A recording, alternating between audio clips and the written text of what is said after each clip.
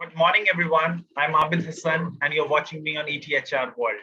I hope all of you are doing well and staying safe.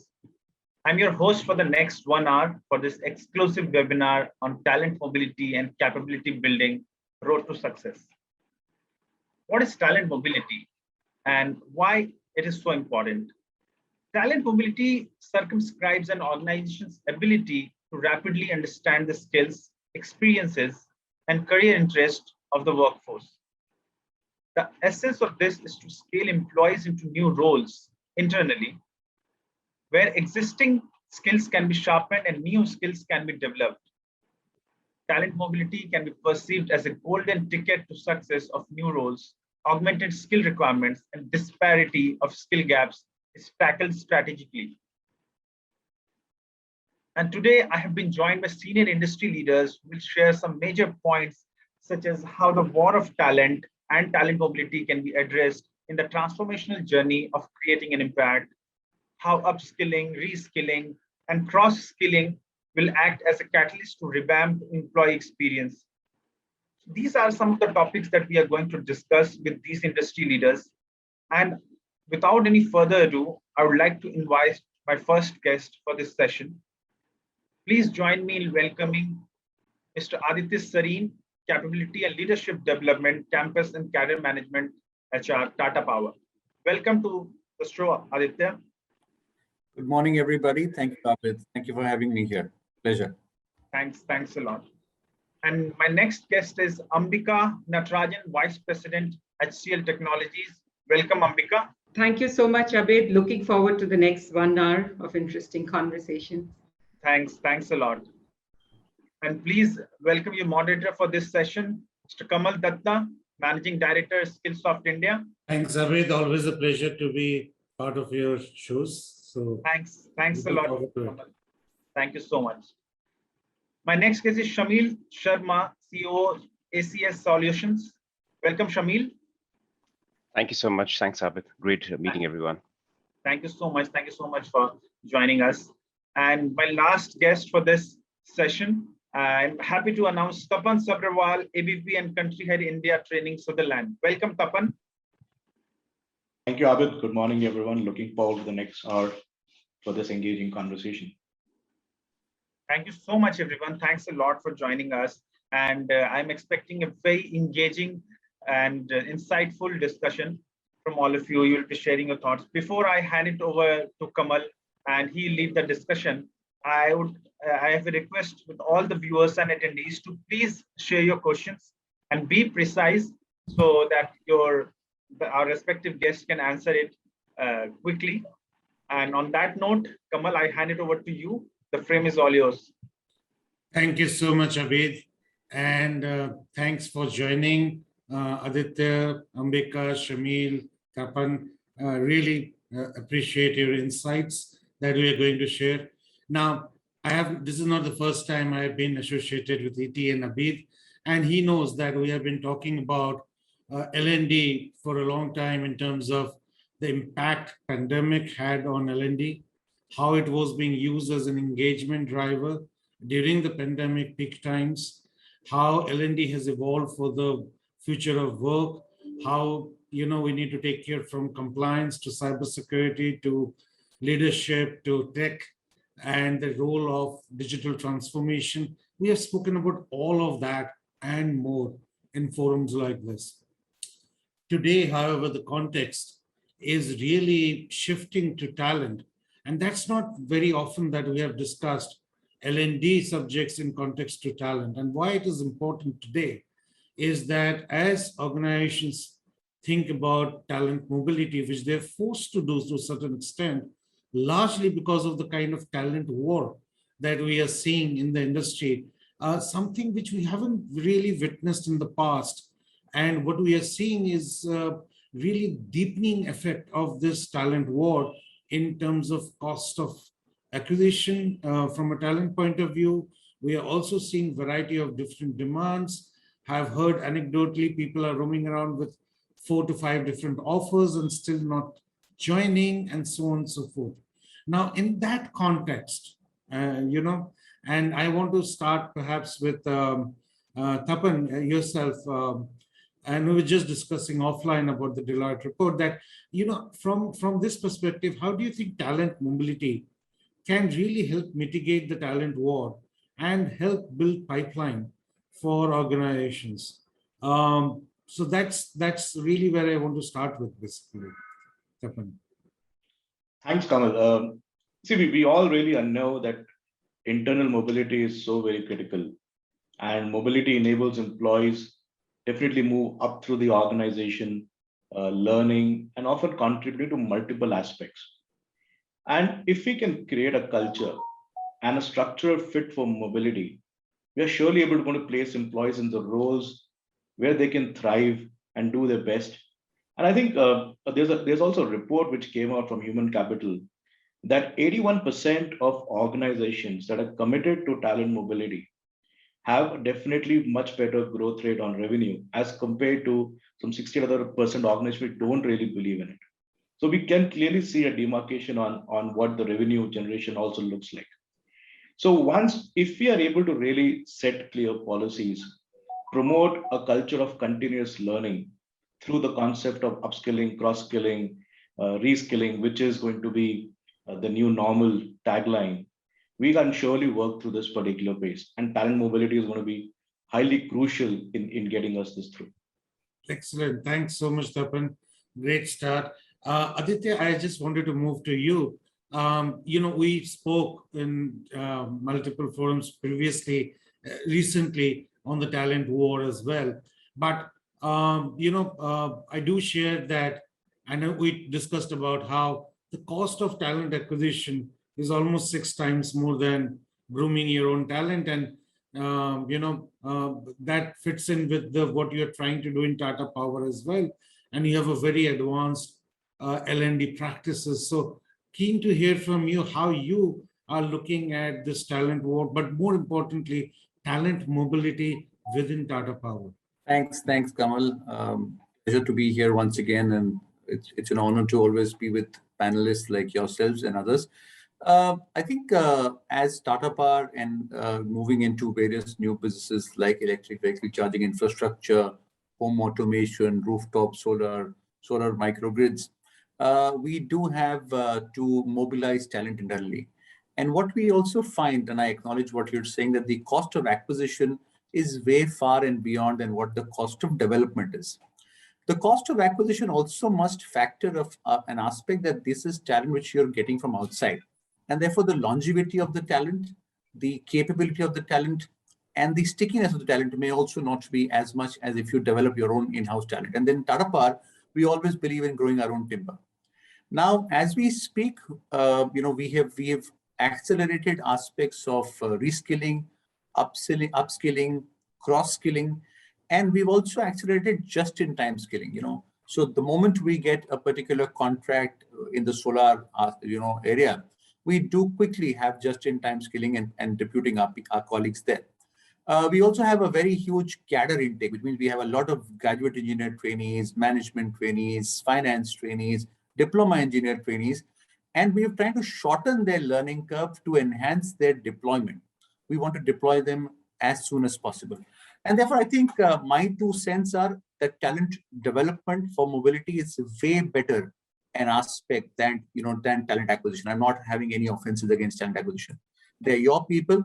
They're people who have been with you. They're people who have demonstrated their abilities. All that they need is talent development. And at Tata Power, we do have a lot of such interventions for talent development. Over to you. Thanks, Aditya. Very, very interesting. Shameel, and I'll come to Akansha in a moment. I want her to have the final word on this.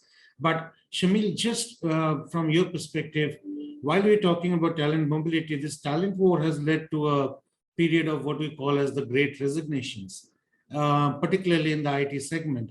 And I think most of you are smiling and you're dealing with it, living with it. You're seeing the cost of whether it's microservices or Angular or any of this technology, the costs are more than doubled up. How are you thinking about talent mobility given the circumstances that you are dealing with? Thank you, Kamal. Kamal, I kind of concur with everybody and what they're saying in terms of their thoughts around talent mobility. I don't think talent mobility is a new term. We've always had it in our organization. It's only that now the prominence of talent mobility is playing a much more larger role than what it used to in the past. I mean, we've all heard terms of internal job postings when vacancies open up and people apply. That was a way of, mobilizing your talent.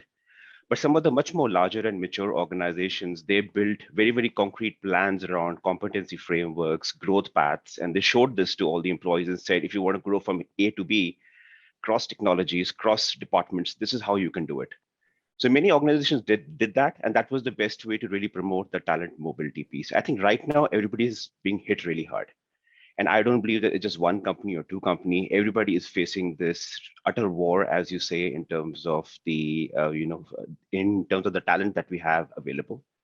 Now we can always continue to play the price war by continue to paying a person a higher and higher, but it is never really going to end. You're right. I do interact with a lot of youngsters, and it's nice to hear them in the gym when they're working or saying, oh, I got 3 offers, I got 4 offers, and they're still looking for a job because while they're serving the notice period, let's see what is the best company that I get into. It's not really the best place to be. So I agree totally with Aditya on the fact that, and Tapann, that you have to look at internal talent. But for that, you really have to go down to the grassroots and really check with them as to what are your aspirations in the first place. Many times people themselves don't know what their aspirations are. And that's where HR and counseling and everything needs to really come in. And if we are able to build talent plans for each and every employee who's working in our organization, obviously you can't do it manually. You need tools and systems to do that. But if you're able to build that kind of plan for each and every employee, your job is half done.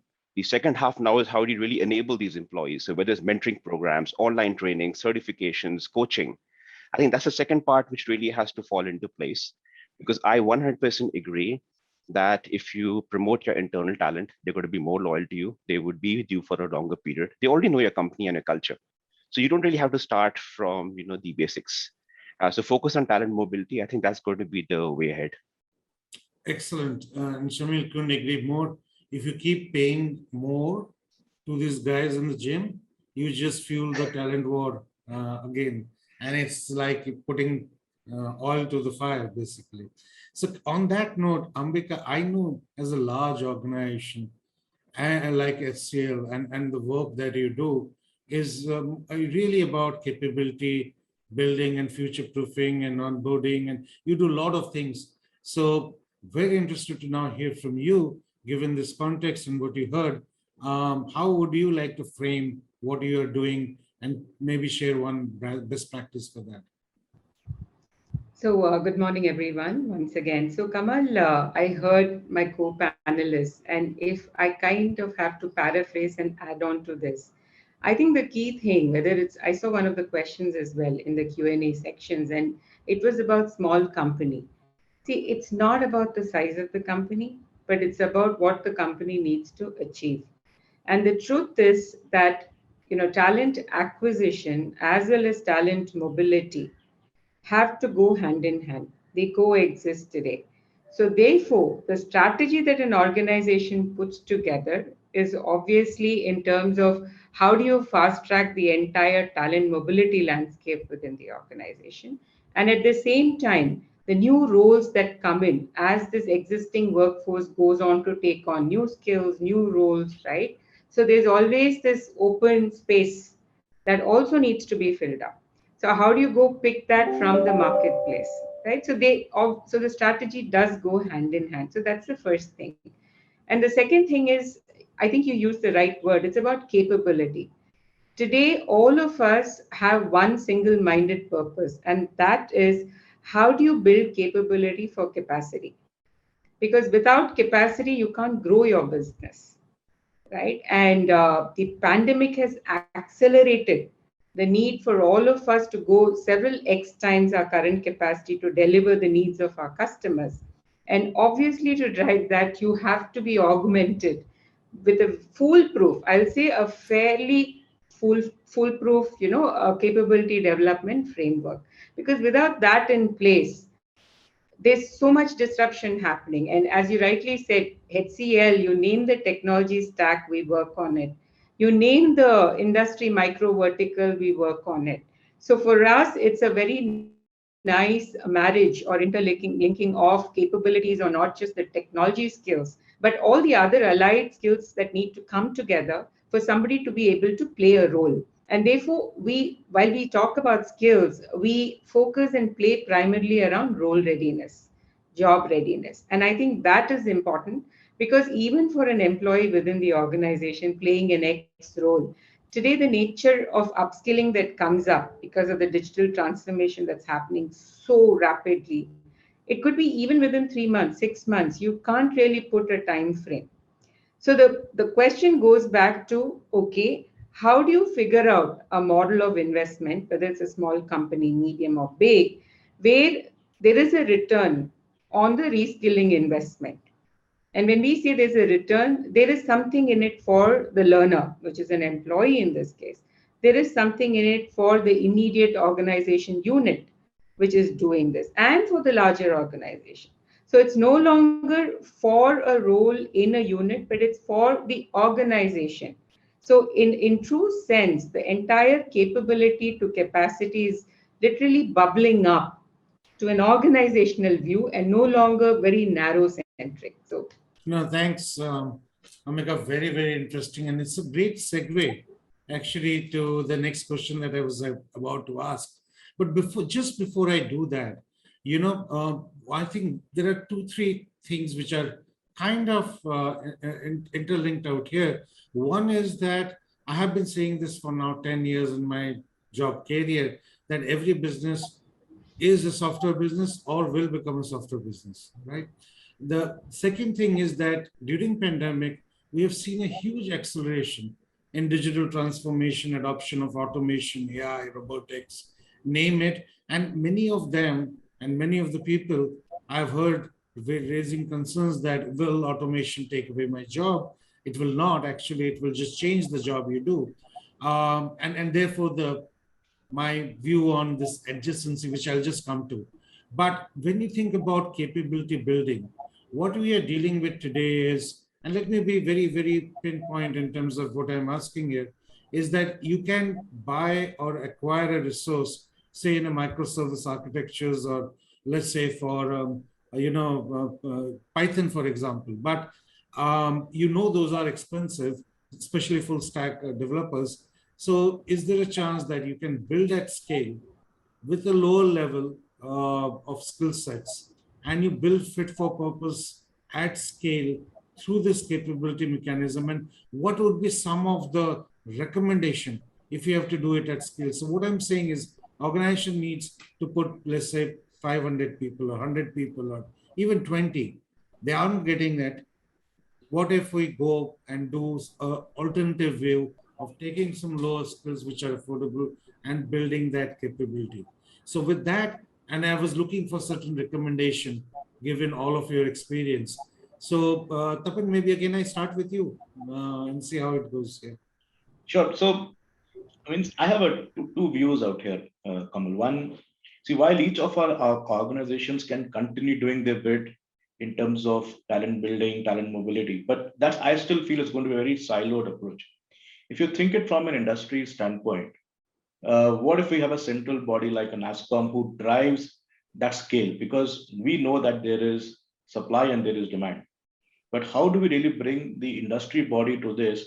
Then it becomes a lot more easier to really have a huge amount of adoption and outreach for the talent that we really want to go after. I think you'll agree to this fact that today adoption is a challenge in the industry in terms of courses, and then course completion is second big challenge because people don't really finish. As a result, you never have a person ready with the skill set that you want. Now, and I'm talking from the perspective because today we are working with NASSCOM in one of the big initiatives where we really want to drive adoption and outreach to every possible level using a three-pronged approach of saying that if a candidate really wants to be a prospective employee tomorrow, what's in it for him? Why should he really come and pick up a platform which NASSCOM may prescribe and say, hey, go through this, you will become a certified professional. And if you walk into any company of your choice with that logo of certification, you will definitely get a preferential hiring status.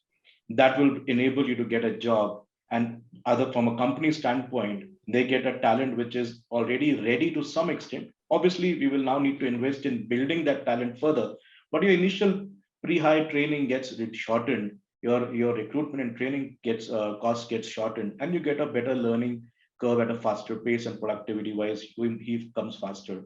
And then how can we connect with all these academias, means all these universities and colleges to drive this thing? If you're able to get these three in line, you will be able to really now pick up a scale. But this scale is incomplete till the time you really get everybody to really engage once they are hitting a learning platform, which should be an always on learning platform, something that you can access anytime, anywhere, which should be able to really baseline your skill, give you a curated learning path based on what your recommendations are, and then help you enable achieve that thing. So I look at from that in perspective that if you want to really make a scale, then we have to really go through an industry route. If you really want to talk about within an organization, that then organizations have to invest a lot more in building their own capability frameworks and talent pool. Yep. And I think we have to do all of that and more. I know the work that NASCOM is doing with future skills, etc. There is some work to be done in baselining some of the competencies for different fit for purpose roles. And there is no industry standard. For example, for a full stack developer in particular something, and maybe you're looking at React Native and somebody is looking at PHP, and there could be multiple things here from IT talent, and then in the leadership and soft skills, it's even more varied. So Ambika, curious to understand from you, yes, universities, etc. You do a lot of onboarding. So what's your take on it? That is there a level of preparedness that can happen, because universities have their own curricula depending on the board, city, state, etc., and not easy to change. So what's your take on this? So there's something that we do, it's called the cognitive metering. Okay, so today I know the whole concept of cognitive aptitude has become very broad based. However, when you want to do skilling, there are three things in front of you. One is you have to do speed skilling because you need someone very fast. Or you have what we call as a moderate skilling. So someone's already completed graduation, but you still need to get them ready for a job. That's another broad category. And third is someone who's already in the university. So which means that you've got a longer cycle time to do some interventions and get them into what we call as an employability category. But for all of these, one of the constants that always needs to be looked at is what I call as the cognitive metering approach. Now, why we design something like this is because the velocity, the skill velocity today has come down. What was earlier probably 12 months, then somewhere 9, 6. Today it can even be a 3 months. What's the skill velocity? It's the new skill that's needed over time. Okay, so the skill velocity is constantly shrinking. Another reason why this entire skill velocity is shrinking is also because we are able to desegment skill clusters very effectively today, thanks to a whole lot of AI tools that are there in the marketplace. So the segmentation is a lot more deep dive, like you said, sharpness. So we're able to bring in sharpness. But for you to impart any kind of skill, the learner needs to have the propensity to absorb it. Because you're not just imparting a technical skill, you are imparting the capability, the proficiency. So it's competency plus proficiency, right? And for that, learnability therefore becomes an important constant for anybody. So, and how do you bring that? Some of these learnability skills itself can be imbibed through a practice methodology. So there are different ways to do this depending on which segment we are going after. We launched a high school program called the Tech Beast program. We're pioneers in that. We launched it in 2017. And we've got thousands of people who are now part of our workforce who come in through the Tech B model.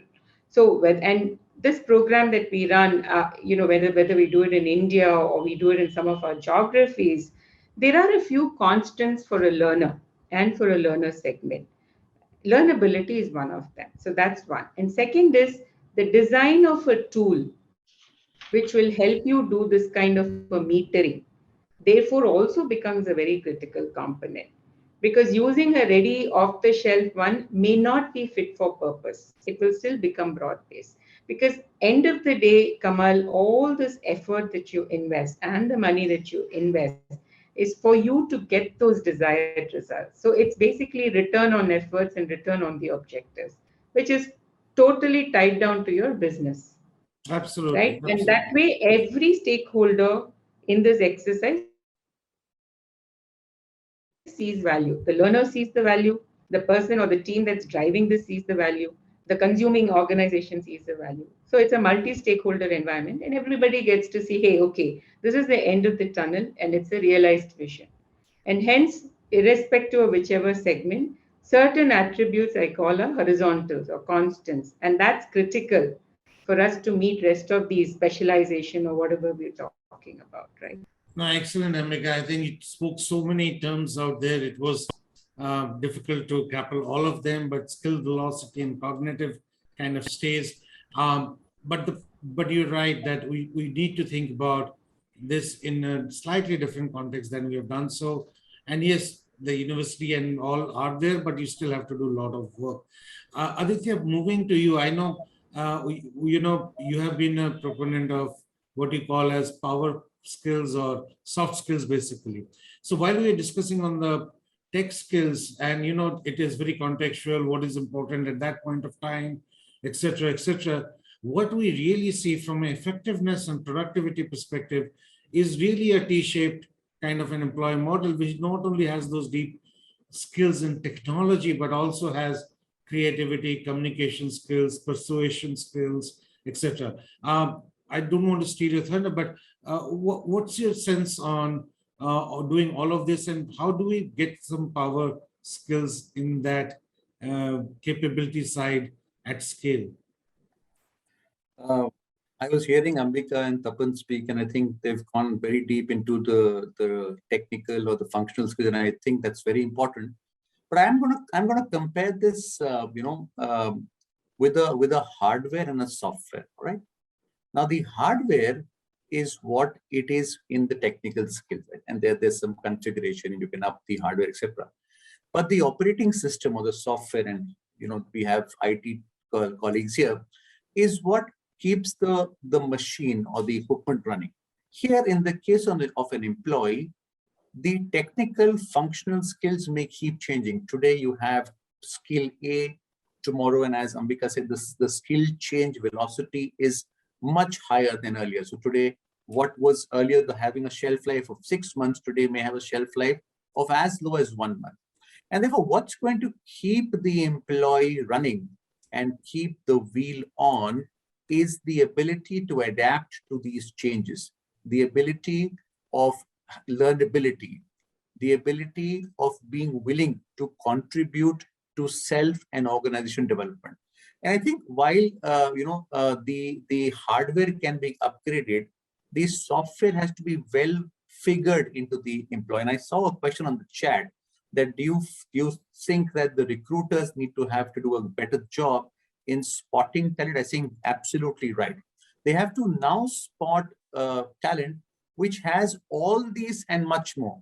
A talent who says, I'm not having a stickiness to a role or a competency, I'm having stickiness to the passion to develop and grow, and stickiness to the organization.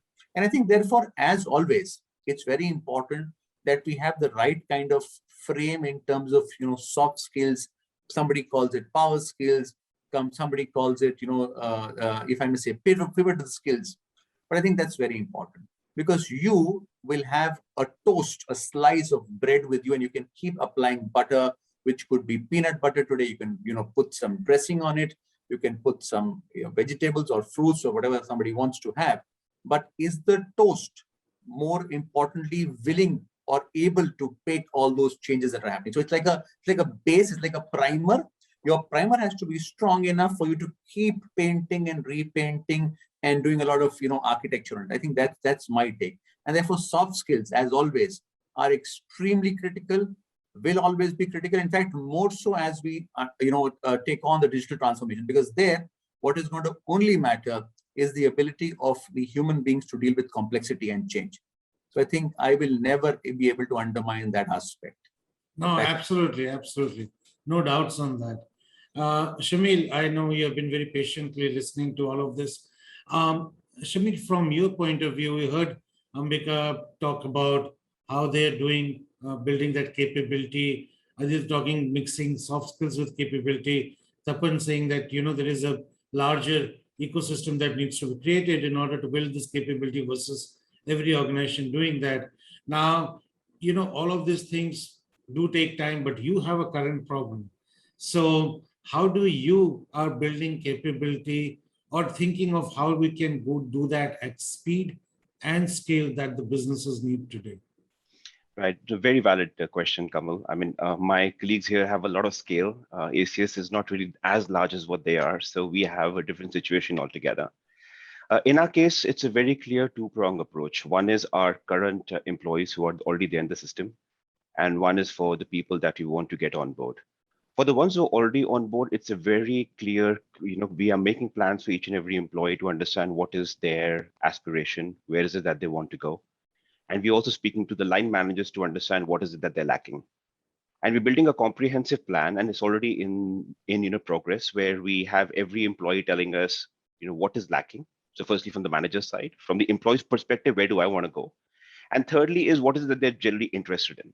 And we are putting this whole piece together and assigning mentors within the business, because honestly, you don't really run $1 million training programs because our ecosystem is so strong. We have people with all kind of technical skills within the system, and they are more than willing to train others.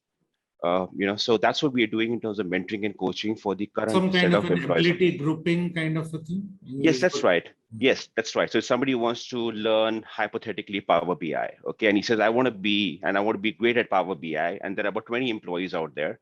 Sure, we build a training program for these 20 employees using our current internal mentoring system, which is monitored by the L&D organization. The second part is more to do with the future as to how is that going to be. And again, like I said, you can continue to interview people. You can continue to have a dropout ratio of almost 50% odd. People won't show up on the last day. We have all these issues of somebody else is interviewing on somebody else's name and all the stuff that's going on. So that is an ongoing battle which will continue. But I guess the people from colleges and universities is the only other solution that is available right now. How do we really get people from the colleges and universities? How do we train them ourselves? And then how do we then, using our career and competency and career framework, move them within the organization for the next 4, 5, 6, 7, 8 years to preserve the longevity and to improve on the skills? And we've also to the level gone up because we are still in a pandemic situation. Everything is still virtual. Offices are still not open. So it's a bit more challenging right now. We have to use a lot of technology. But what we're also doing is tying up with external partners who are willing to train. So they train, and then we bring them on board. So it's a two-pronged approach saying we train to, you train to, let's get the best on board. But that's what I think for smaller organizations or mid-sized organizations, this is what is the short-term as well as the long-term plan.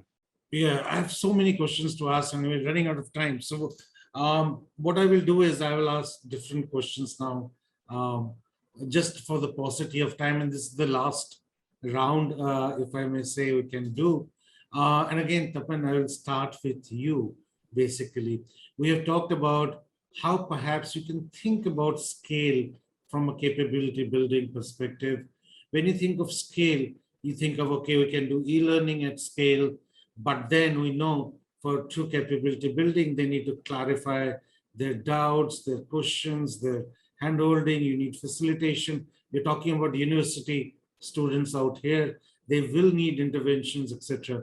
Would blended be the way to scale and speed? Do you think that would be something that can perhaps give an ideal approach kind of a thing for the audience to think about? Certainly means maybe I'm putting too much words in your mouth anyways, but yeah.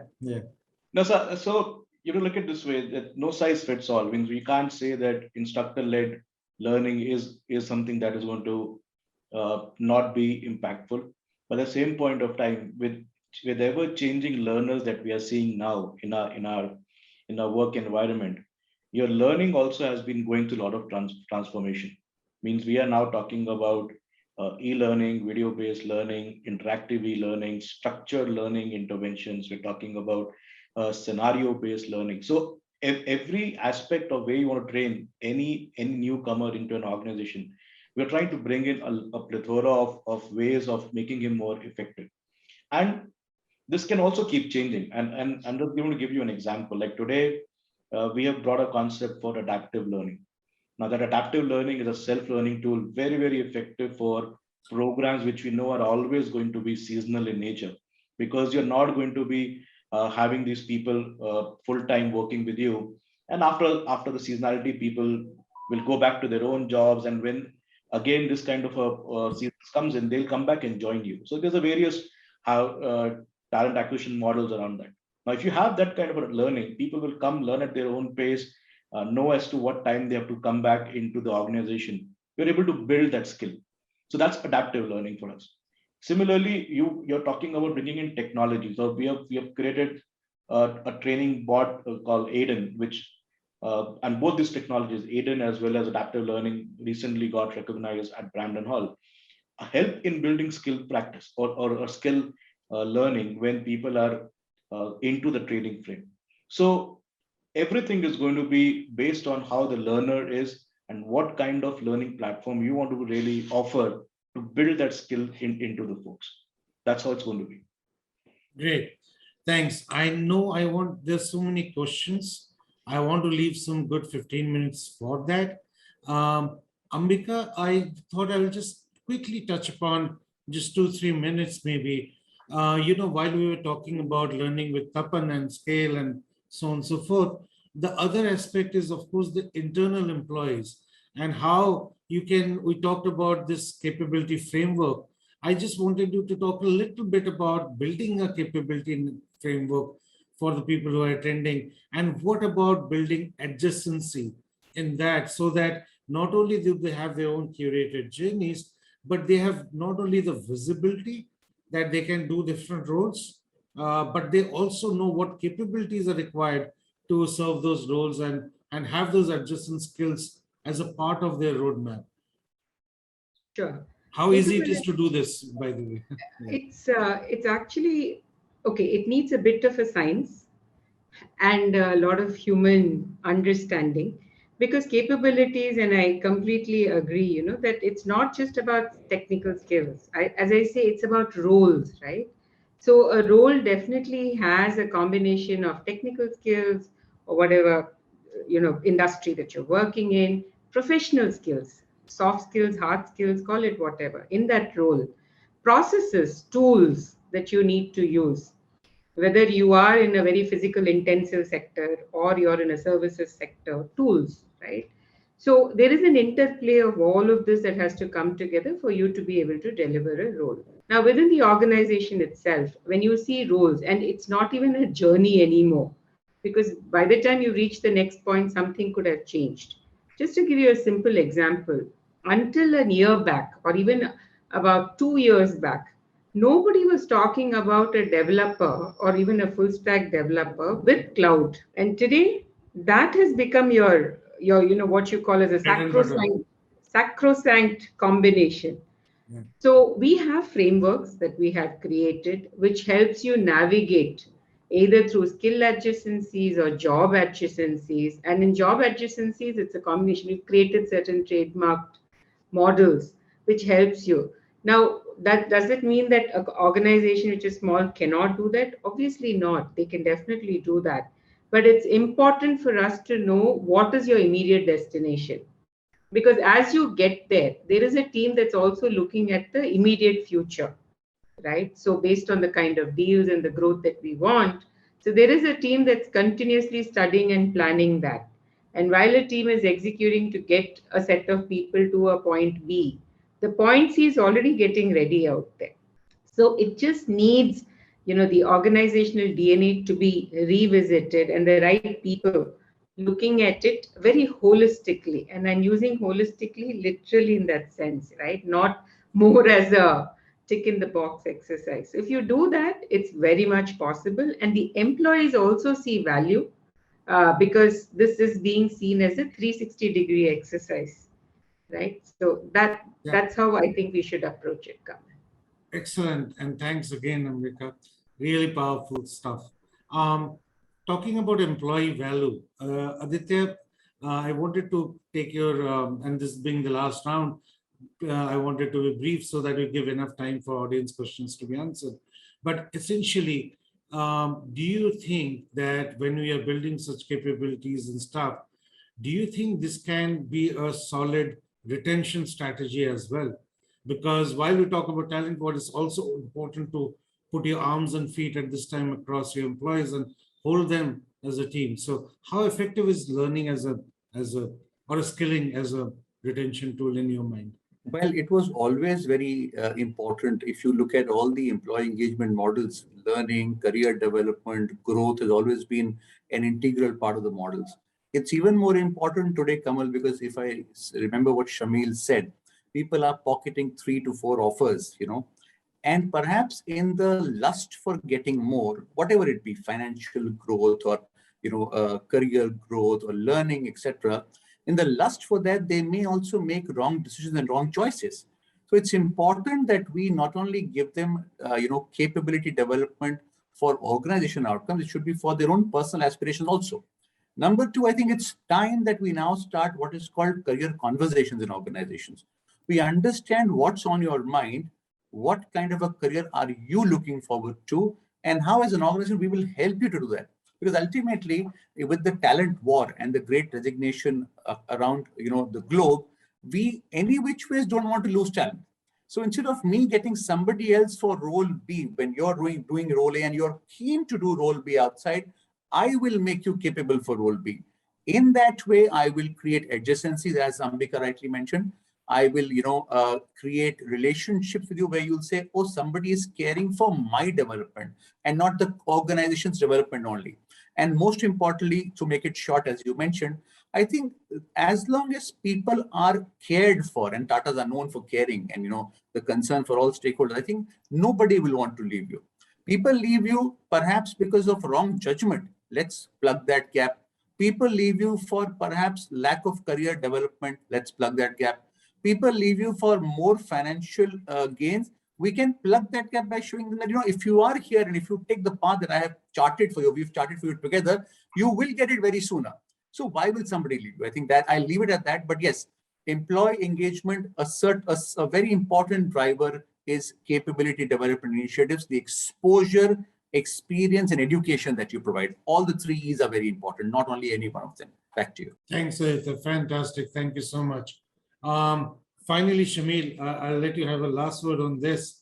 We talked about this, and Aditya spoke about that employee engagement.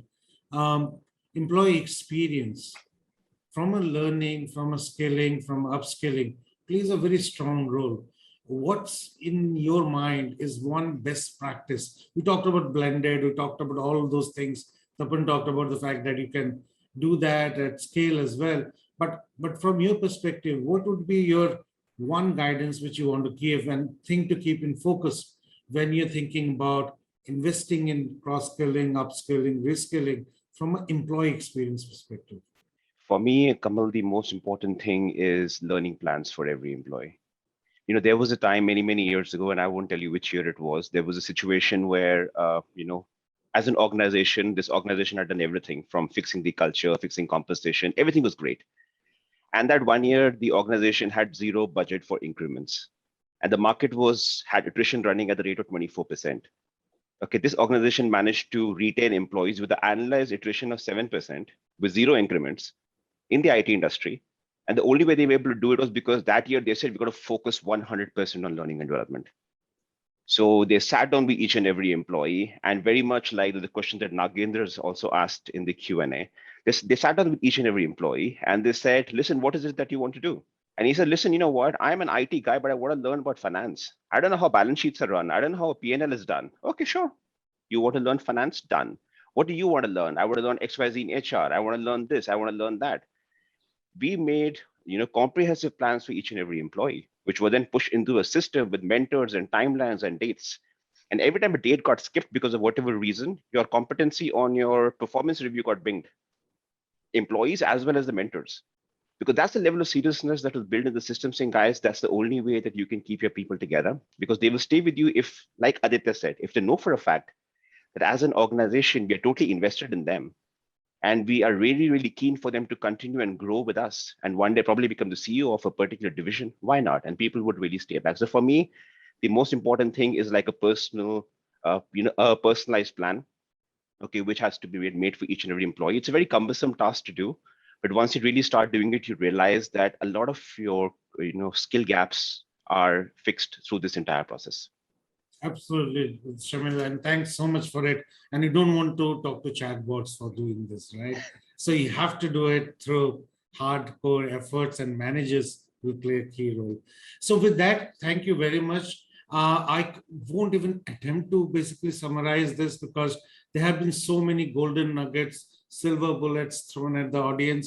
I'm sure they want to hear more and get some answers to the questions. So Abid, I pass it back to you. Thank you so much. Thank you so much. Thank you so much, Kamal. Thank you so much, Tapann, Aditya, Shameel, and Ambika. But now it's the time to put all of you again in the spotlight, but one by one. The first question is coming from Jyoti Singh, and she's asking, in today's context, this churn and turmoil that we are experiencing, as we call it, the great resignation, we develop talent and they leave talent within short time and join some other company. So be it talent mobility or acquiring talent, both have their plus and minus, especially referring to today's scenario. Nothing seemed to be foolproof solution. Who wants to answer that? I think that. Okay, Aditya, over to you. See, I think she's raised a very important question, and she's battling between whether I keep acquiring because people keep leaving, but I will perhaps pick up that age-old wisdom and say, what if they stay? Yeah. So in case they were to stay, what would we do? I think we will plug the gap perhaps by saying all those who are with us already, we will upskill you. And as Shameel mentioned, we will not only upskill you, we will make career paths, we will help you realize the career paths within the system, right? And this is more for large organizations. And if we were to just quickly understand why will people leave in the talent war, I just spoke about it. They will leave perhaps for better career opportunities. We can do that internally. They will leave for better development opportunities. We can do it internally. They will leave for better financial opportunities. We will help them achieve them within the system. Yeah? I'm not saying immediate promotion, immediate increments. But most importantly, Jyoti, to your question, is these are two sides of the same coin, if I may say. You will never be able to achieve 100% retention. You will have those leaks.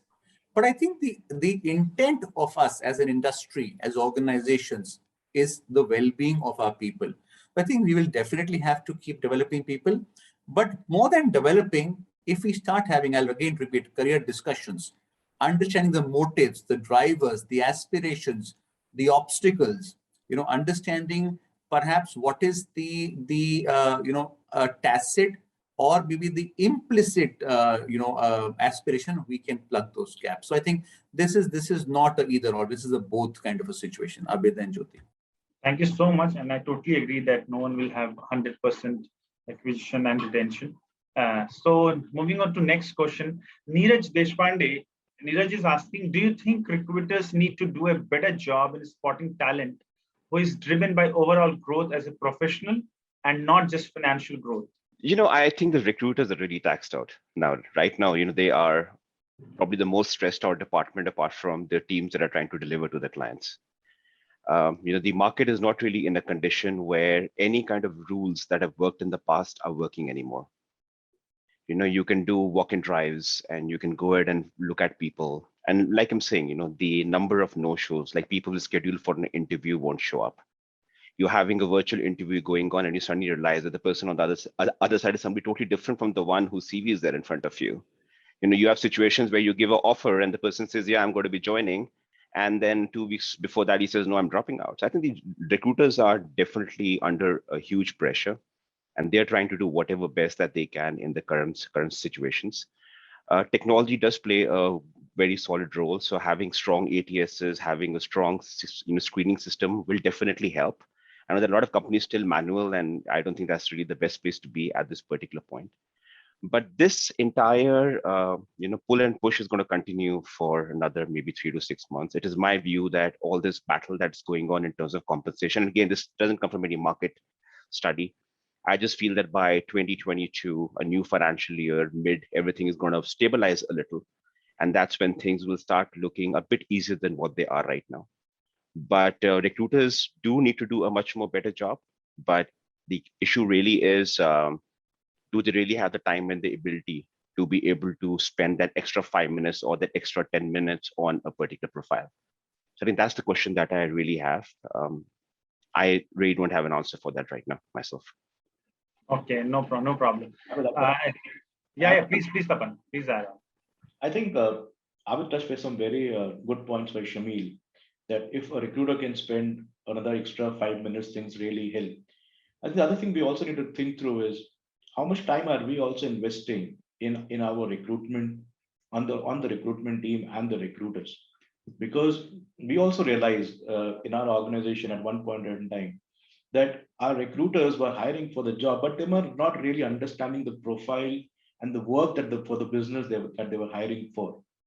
And that was an opportunity which came up. Eventually, we had to set up a session training program, a quick overview of the business for which they were hiring, what are the criticalities. That enabled them to know exactly what's happening. We also took them to the shop floor, say, hey, this is the work that happens. So that when you are talking to a prospective candidate and employee, you should be able to explain, this is how the real life is. Because unless you're connected to the ground, you will not know what were you talking about and how are you positioning that role. And once we started doing that, it changed the complexity and the complete working style of our recruiters. Right. So learning for the recruiters is equally critical than any other function that we're talking about. That's where I'll end. Okay, thank you, Tapann. Thank you so much. The next question is very precise, as I asked in the beginning. Nagendra Dronamaraju is asking, share some ideas to foster the culture of learning. Ambika, would you like to take it up? Or Kamal, anyone? Yeah, sure. I think it's a question all of us can kind of chime in. So how do you foster a culture of learning when you know that you're serious about learning, right? So as an organization, how do you espouse the whole cause of learning? And how do you do it in a very structured way?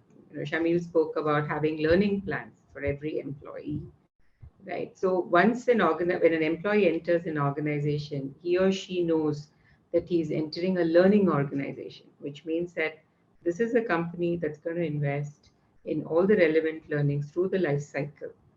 So once it's right at the entrance point of it, that kind of sensitization and awareness comes in, because that stays until the employee is with the organization. Obviously, it has to be backed up with execution on the ground. It's not just optics, right? It's also about executing that and making it relevant. So yeah, I think yeah. And the other thing, I just wanted to add one more thing, and it's kind of you'd have to juxtaposition this with what somebody said earlier, is that how do you ensure that you skill somebody and they don't leave, right? And I heard Tarun say, yeah, but what if you don't and they stay? Then you have somebody with obsolete skills in the organization. So eventually they become obsolete. However, the other dimension to look at it is this entire thing about just-in-time skilling. I know just-in-time is a very overused and overrated phrase, but the actual crux of just-in-time is when you skill somebody, as soon as I pick up an adjacent skill, in the capability model, I am probably at an advanced beginner stage, right? I'm not yet at a third or a fourth level of competency. So how do you create an environment for this employee to exercise and practice the adjacent skills that he or she has acquired so that they go up one level? Because end of the day, even that skill has to be applicatory, right? Otherwise, it's just a certification on paper. And when you do that, the employee sees relevance. However, you skill up, but don't put those skills to use. So obviously, there's a restlessness that can possibly come in and the person can go, right? Yeah, So that's another thanks. dimension. Yeah. No, Ambika, you're absolutely right. I was about to say the same thing, that there are two aspects to it. One is the experience, learning experience, right? How you are learning, what you are learning, where you are learning, how much you are learning, when you are learning, just in time flow of work, etc. And those are there, of course. The second aspect of what we are trying to do is the applicability. Yes, you learn microservices, but can you provision services? So integrating in our journeys with labs, boot camp, capstones, mentoring, clarifications, because people have clarification and doubts. That's why you need a sage on stage kind of a thing. So building a roadmap which includes all of this holistically, I think is really the answer to building the right culture and getting the right outcome. Remember, culture is just one part of the equation. What you want at this point in time is business outcome, which the culture facilitates. But having just the culture may not fully give you the outcomes that you need, right? You need all of this. Absolutely. Absolutely. With just one point on learning culture, a quick one. I think a learning culture is when you appreciate people for learning. And learning may have mistakes as an outcome, it may have success as an outcome. And therefore, when you appreciate people for both mistakes and successes, that is a learning culture. You don't reprimand them when they try. When they try, if you appreciate, you give them what is called a facilitative environment to practice. I think that is an important ingredient of learning culture. Over to you. Thank you so much. I think we have time for at least 2 questions. I'll try to wrap it up. Skills, Ashish Junjunwala is asking, skills, capability building, all is good. However, how does one know whether the skill learned has really been acquired by the learner? What's the check? So I can quickly answer that one. From Skillsoft perspective, we do knowledge checks after every module. We are also now included in the journey and the test, those practice sessions where you have to apply a skill, provision a service, etc. Just as I was telling you. Ultimately, I agree with what Ambika said, that anything that you learn and don't apply becomes scrap knowledge basically very quickly. So application is the only way to really test out whether you have that skill or not. Absolutely agree with, I think Kamal rightly mentioned, we do partner with Skillsoft on various journeys that we have and very happy to work with them. I think, every pit stop should have a practice or a knowledge check. These are important. They should be placed appropriately in the learning journey. And I think certification should be as a formative assessment, not a summative assessment. Every step, what you do, what you show, should then lead to the final outcome of certification. And I think last but not the least, the facilitative environment, the way for people to practice should be inbuilt in the program pedagogy. That's very important. Thank you so much. I think we don't have time, but I'll take one question because this is from my namesake, Abid. Abid is asking, do you track human capital for particular skill, for example, Azure? If yes, how? Because one employee has multiple skills and employees to know niche skills. So even if they don't have experience or certification, they still mention it in the CV.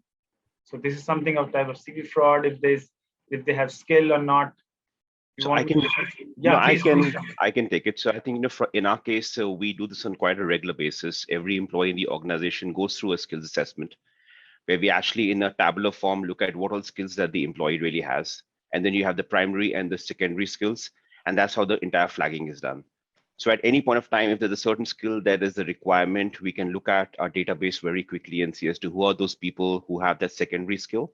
And then they can be realigned to whatever business need that we have.